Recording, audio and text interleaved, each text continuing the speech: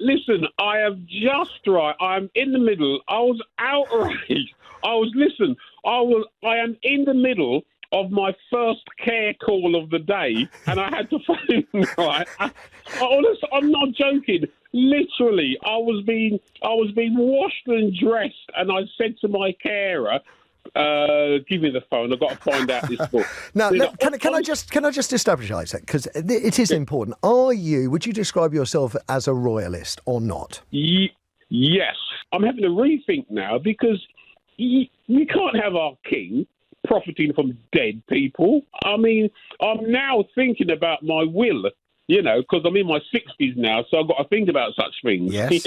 I don't my estate in, say 5, 10, 30 years' time, going to the royal family. I want it to go to my own family. Well, there you go. I mean, and certainly not to the tax man either. But the concern is this only affects people in the Duchy of Lancaster. Although, if I'm reading it right, the Duchy of Cornwall, now under William's control, that William could do this if he was so minded. So I'm assuming that he isn't. But I can only speak about the Duchy of Lancaster. I just believe it could be done if they were so minded in Cornwall. I mean. It does seem, to my mind, that there is no sum of money that will satisfy our royal family. Absolutely, yeah. I mean, what is going on? I mean, the country's in a state. We got a cost of living crisis. We got people. We got vulnerable people. On like the long-term sick, like myself, long-term sick and disabled, being targeted by our government, and our king is making money out of his He's not on his living subjects, but his dead subjects as well. The moment caller Isaac's voice came through on lBC with Matthew Wright, you could really feel the frustration of an ordinary person looking around at the state of Britain and just wondering, how much longer the public can keep tolerating the royal family's behavior. Isaac said he is rethinking his support for the royals after learning about reports that King Charles has been quietly profiting from the assets of people who have passed away. That's not just a small scandal. That's a crack in the very foundation of what the monarchy claims to stand for: duty, honor, service. Instead, what Isaac is pointing to is greed, exploitation, and a shocking sense of entitlement, all happening in the shadows while the people of the UK are told to tighten their belts and struggle through crisis after crisis. Now let's be clear about what this actually means. Under old feudal laws and legal technicalities, when someone dies without a will or heirs, their estate can end up under the crown estate, which the monarch technically controls. Over time, this obscure tradition has morphed into a system where the royal family, particularly through the Duchy of Lancaster and Duchy of Cornwall, has quietly pocketed millions from unclaimed estates.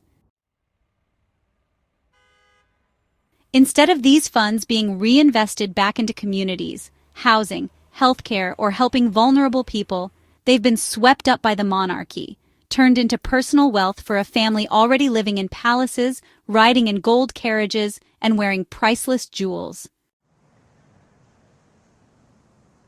Caller Isaac isn't wrong to say, what is going on?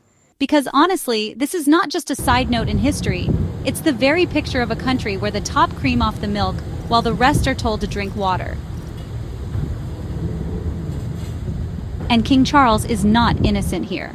For decades, he has overseen the Duchy of Cornwall, amassing extraordinary wealth off land, properties, and these inherited estates. Now as king, he benefits from the Duchy of Lancaster, which has also been accused of absorbing the assets of people who died intestate. Reports suggest that instead of using these funds for charitable causes, the monarchy has funneled this money into private renovations, estates, and projects. Think about the double standard ordinary families have to go through probate courts, endless fees, and bureaucracy when someone dies. Meanwhile, the monarchy takes estates from the deceased like it's their natural right. Isaac is right to rethink his support, because honestly, how can a modern democracy justify this kind of system in 2025? What makes this revelation sting even more is the context Britain is in today. Rising food prices, collapsing public services, hospitals overwhelmed, housing shortages, And yet the monarch is being exposed as profiting off the deaths of citizens who had no heirs. This is not just morally questionable, it's, well, grotesque. Caller Isaac's words, "the country's in a state," cut through all the royal PR gloss. Because that's the truth people are living every single day. When Charles talks about service and humility, when the palace rolls out PR about how the monarchy is there for the people, those words ring hollow against the reality of secret profits being made from estates of the dead. How can people look at this and not feel betrayed? And we cannot ignore the historical weight of this scandal. The royal family's wealth has always been tied to taking, seizing, and profiting, from colonialism, from land grabs, from empire, and now, as Isaac points out, even from ordinary citizens who die without heirs. It's the same old pattern, just dressed up in modern clothing. Generations of royals have kept themselves afloat, not through merit or hard work, but by exploiting structures designed to feed their wealth. King Charles presents himself as a man concerned about the environment, about justice, about building bridges, but how can those words be reconciled with this? How can someone, preach morality while quietly taking from the deceased? Isaac's reaction is important because it really represents the growing shift in public opinion. For decades, the monarchy has enjoyed deference from much of the public, mostly shielded by nostalgia for the late Queen Elizabeth, who was seen as steady and dutiful. But Charles is not Elizabeth. He carries decades of scandal, controversy, and, well, entitlement on his shoulders. The younger generations, already pretty skeptical about the monarchy, are watching stories like this unfold and realizing the institution isn't just ceremonial, it's parasitic. It takes, it consumes, and it gives back only the bare minimum in PR-friendly charity.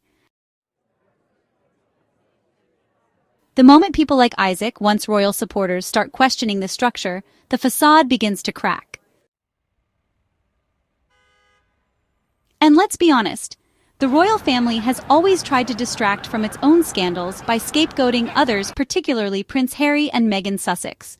How many headlines have we seen tearing Meghan apart over something as small as avocado toast, while barely a whisper is given to the fact that Charles is profiting from estates of the deceased?